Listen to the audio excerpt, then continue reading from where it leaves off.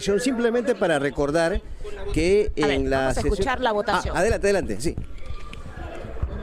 Han votado a favor 87 señores congresistas, 3 en contra, 1 abstención. Más a favor, Alba Rojas, Culón Irigoyen, Lizarzabur, Limachi. En contra, Montalvo. Ha sido aprobado en segunda votación el proyecto de reforma constitucional que restablece la bicameralidad en el Congreso de la República del Perú. En consecuencia, señores congresistas, la reforma constitucional aprobada será remitida a la Presidencia de la República para su promulgación y publicación. Señores congresistas, se solicita la dispensa del trámite de aprobación del acta para ejecutarlo. Bien, de esta manera entonces se aprueba el retorno a la bicameralidad con 87 votos a favor, 3 en contra y 1 abstención. Se suspende en la sesión del Pleno. O más de 87 votos se ha aprobado el retorno a la bicameralidad que va a ser ejecutado en las próximas elecciones. Es decir, volvemos a esta estructura, ¿no? El esquema de 2 cámaras, Senado y la Cámara de Diputados, que será formado por 130 integrantes. Además, esta ley, por ser reforma constitucional, no puede ser observada por la Presidencia de la República, es decir, que será promulgada inmediatamente por la presidenta Dina Boluarte. Directo en directo, RPP Noticias. Muy bien, señores, entonces, en segunda votación, 90 votos a favor, 4 en contra, 1 abstención. Se aprueba el retorno a la bicameralidad y la reelección de los congresistas. Recordemos que el 16 de noviembre del año pasado se aprobó en primera votación con 93 votos a favor, 28 en contra y 1 abstención.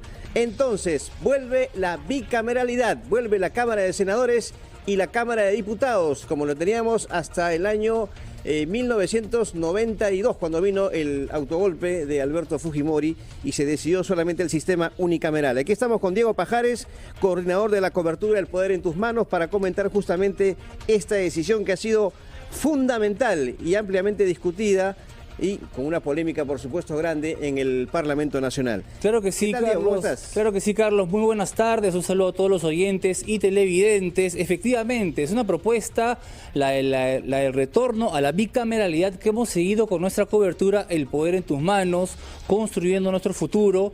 Y que, como bien dices, ha venido con polémica. ¿Pero por qué ha venido con polémica? Porque es un retorno a la bicameralidad, o sea, vamos a tener diputados y senadores, pero a la vez incluye la reelección de congresistas, es decir, algo que ya se había quitado, ¿no? Sí. Se está volviendo a incluir, que es que los congresistas que tenemos ahora van a poder volver a ser o diputados o senadores. Y tengo algunos datos clave de la propuesta de la ley de reforma constitucional que restablece la bicameralidad en el Congreso de la República, ¿no? Van a ser 130 diputados, ¿no es cierto? Y se va a agregar 60 miembros más que van a ser los senadores. La Cámara Alta. Y ojo, de acuerdo al dictamen que se ha aprobado, estos números son mínimos. Es decir, que si los 130 más 60 son 190, digamos, legisladores, ¿no?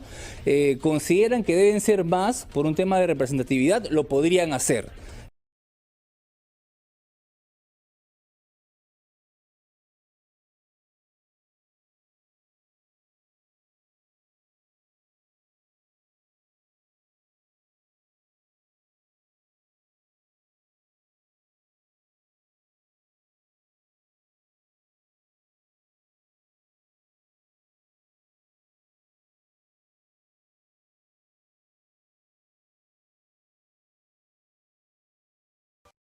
En tercer lugar, se propuso prohibir la reelección inmediata de congresistas, a través de la incorporación del literal A en el artículo 90.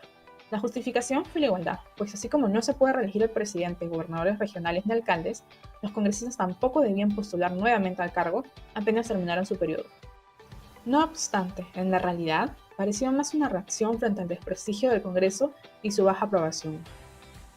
En cuarto lugar, se planteó aprobar la bicameralidad a través de la reforma del artículo 90 de la Constitución.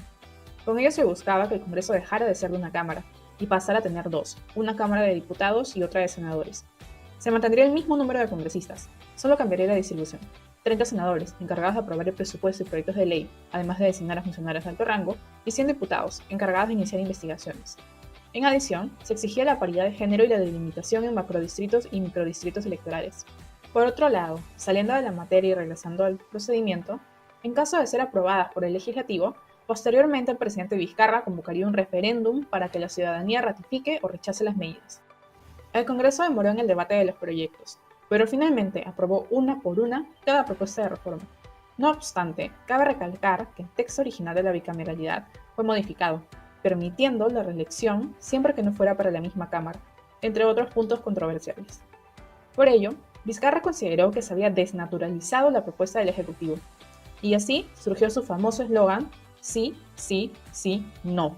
Con ello, llamó a la población a votar en el referéndum a favor de todas las reformas, excepto la de bicameralidad. Finalmente, el domingo 9 de diciembre de 2018, en el Perú tuvo lugar el referéndum. Según los resultados oficiales de la OMP, las reformas correspondientes a la Junta Nacional de Justicia, financiamiento de partidos políticos y no reelección de congresistas fueron aprobadas cada una con una votación a favor superior al 85% de votos válidos. Por su parte, la pregunta referente a la bicameralidad fue rechazada por el 90.51% de los votos válidos. De esa manera, triunfó el sí, sí, sí, no en el referéndum de 2018 y posteriormente fue modificado el texto de la Constitución Política del Perú de 1993.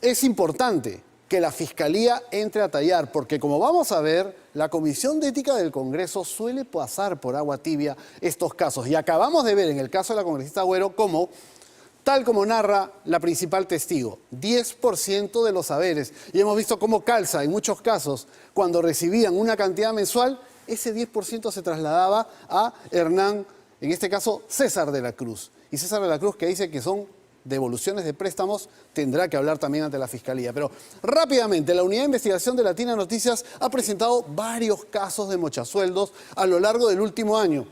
Y hacer el recuento de cómo va la situación realmente es poco alentador, porque no ha habido el nivel de sanción que muchos esperaríamos a partir de la evidencia. Vamos con el primer caso. Rocío Torres Salinas, congresista de Alianza para el Progreso.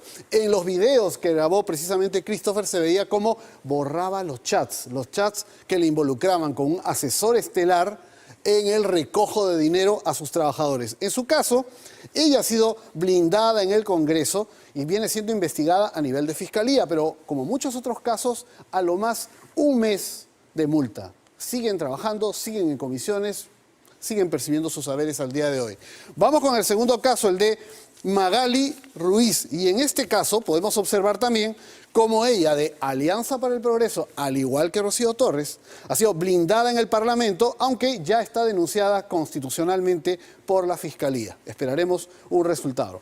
Todos la recuerdan, María Cordero Jontay, de Fuerza Popular en ese momento, luego expulsada, desaforada del Congreso, la única parlamentaria que ha sido sancionada por sus pares, pero probablemente porque en esos audios donde le decía a los trabajadores, vamos al cajero, yo he tenido que vender mis joyas, tengo que recuperar el dinero invertido, también dijo que había tenido que entregar miles de soles para cuidar la salud de Alberto Fujimori. ¿Se acuerdan esos audios? Bueno, Fuerza Popular la expulsó y finalmente ha sido desaforada, pero transcurrió casi un año desde la denuncia original.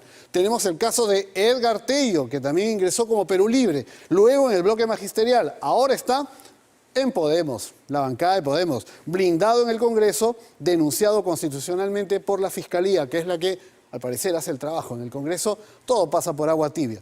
Luego tenemos José Arriola Tueros, de Acción Popular, que ahora está en la bancada de Podemos, investigado por la Fiscalía. Aún no hay una denuncia en ese tipo. Y, como acabamos de ver, el caso de María Antonieta Agüero, de Perú Libre, ¿no?, donde varios testimonios la suman a esta galería de personajes que deberán responder ante las autoridades. Hasta ahí el recuento de lo que hemos logrado aquí, pero como ustedes ven, muchos casos realmente escandalosos.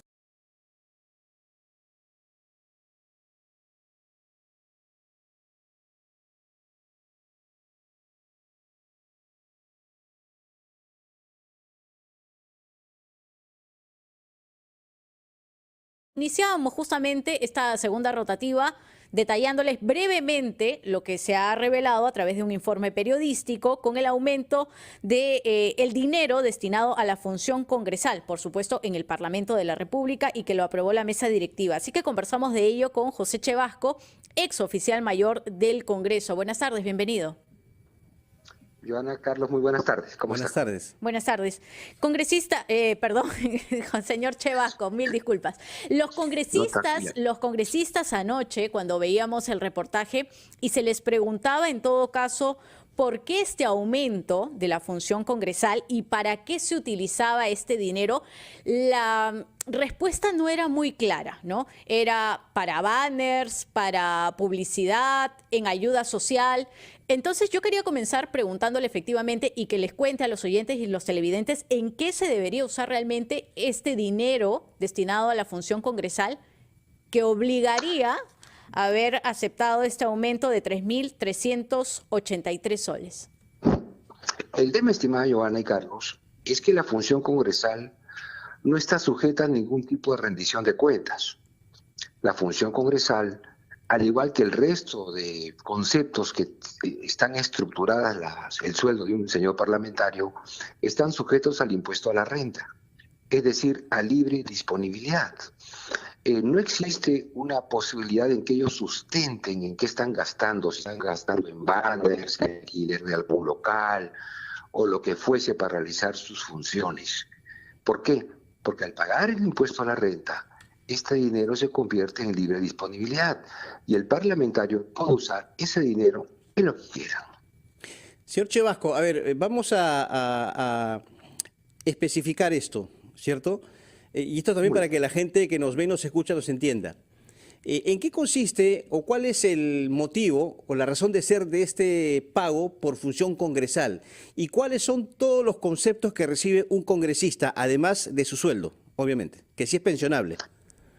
Empiezo por la última parte.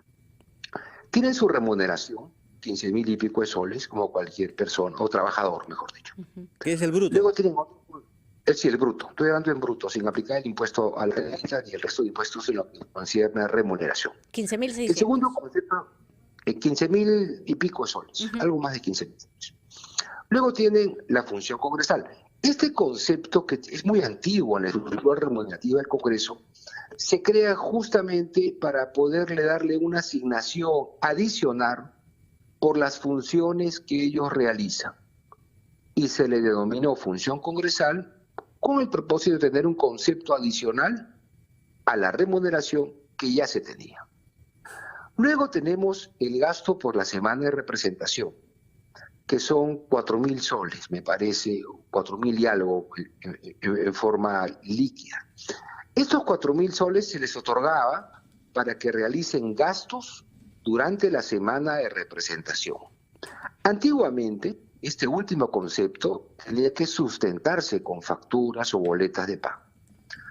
Pero luego el Congreso toma la decisión de decir, ya no me sustenten, señores congresistas, porque también van a estar sujetos al impuesto a la renta. Entonces, estos tres conceptos, remuneración, función congresal y lo que es la semana de representación, todos los tres conceptos están sujetos al impuesto de la renta. Entonces se convierte de libre disponibilidad y no están sujetos a ningún tipo de sustentación en los gastos. Pero señor Chevasco, a ver, este concepto de función congresal tiene razón de ser porque un congresista está recibiendo justamente el sueldo por ser parlamentario, por desarrollar sus labores como parlamentario. O sea, por eso le pregunto, ¿tiene razón de ser este pago por función congresal? Puedo aceptarlo de la representación porque se va de viaje a su comunidad, a su región, a su zona. Pero por función congresal, o sea, ¿cuál es la diferencia con el sueldo? O sea, simplemente ganar un poco más.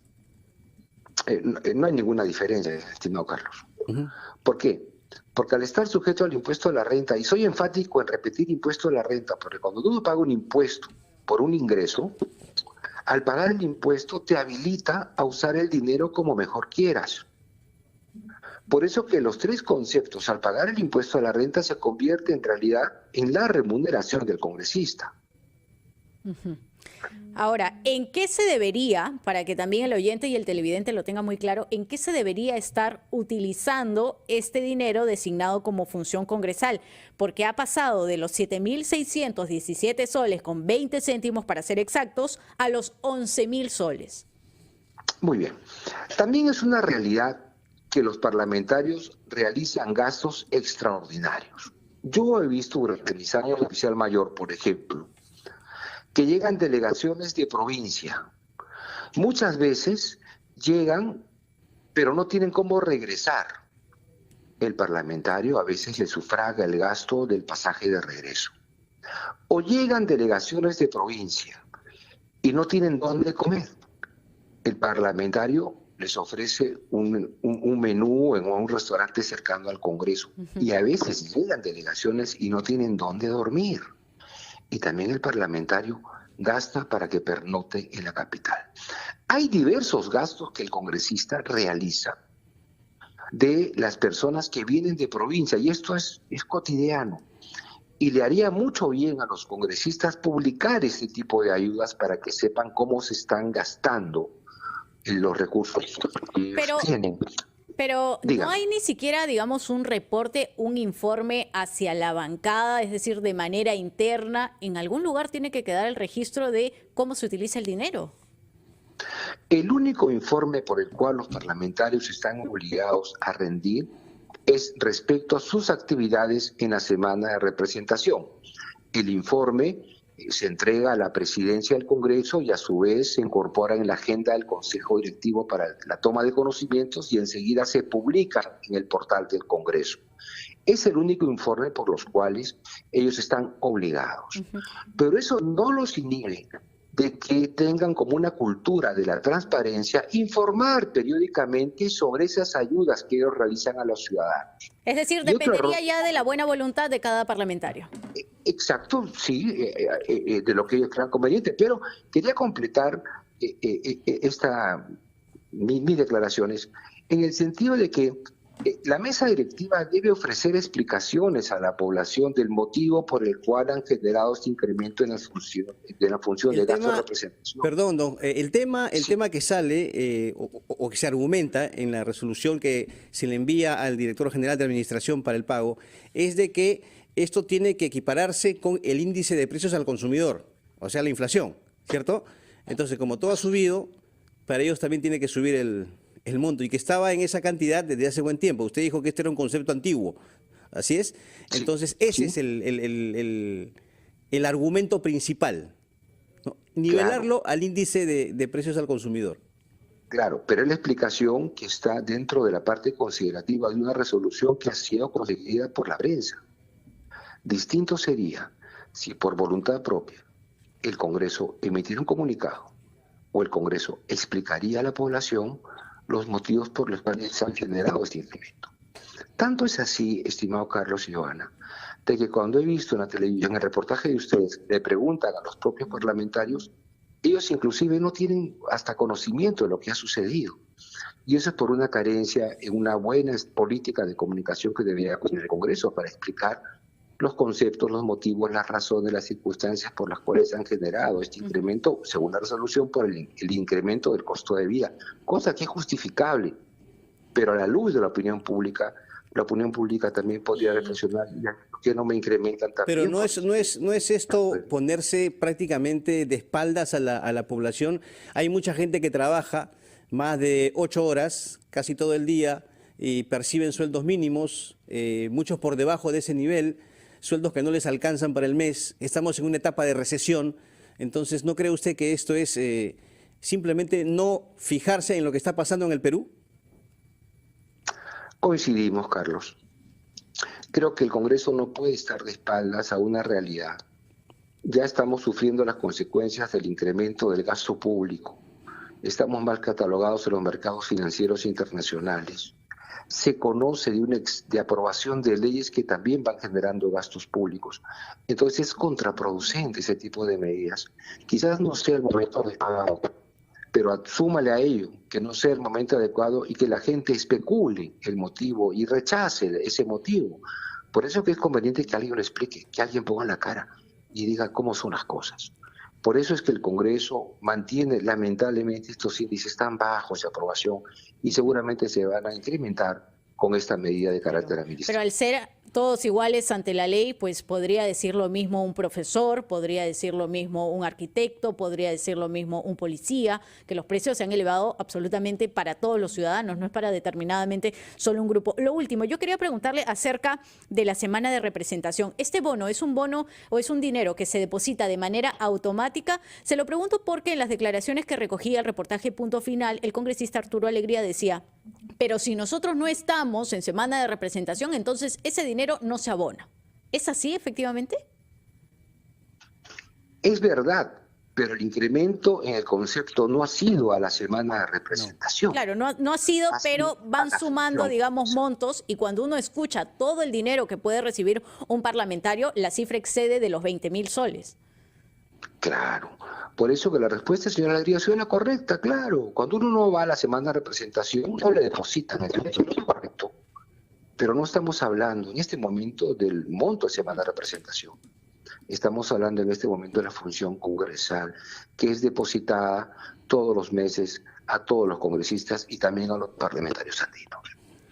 Muy bien, don José Chevasco, ex oficial mayor del Congreso, muchas gracias por su participación en la rotativa del aire. Bueno, a ver, gracias. Saquemos cuenta, Joana, 15.600, que es el sueldo de un parlamentario, ¿cierto? Más los 11.000 ahora, a partir de la próxima legislatura, que es función congresal. Sumamos 26.600, sacaría cada parlamentario. Obviamente el sueldo con los descuentos de ley, ¿no? 26.600. Y esto más súmale... 2.800. ¿Perdón? Más 2.800 de la semana de representación. Todos se van a su semana de representación y les abonan este monto.